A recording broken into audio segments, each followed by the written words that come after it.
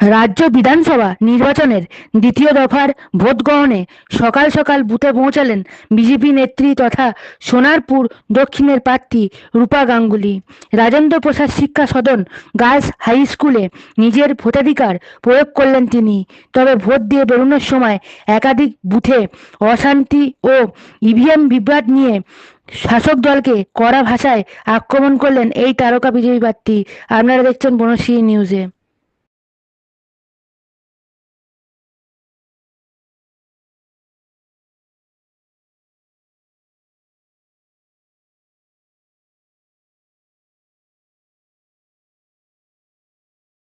হ্যাঁ, এখানে কিছু লোক কমপ্লেন করছিল যে ব্যাটারির জায়গাটা খোলা ছিল হচ্ছিল, এসব অনেক ঝামেলা চলছে।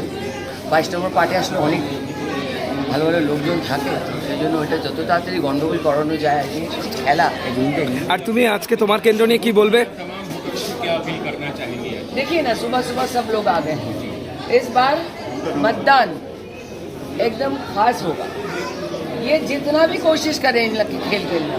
দিদি সোনারপুর দক্ষিণ নিয়ে বলে যাও একটু, যেহেতু তোমার আমার কিচ্ছু বলার নেই, আমি এখন দৌড়বো, চলো।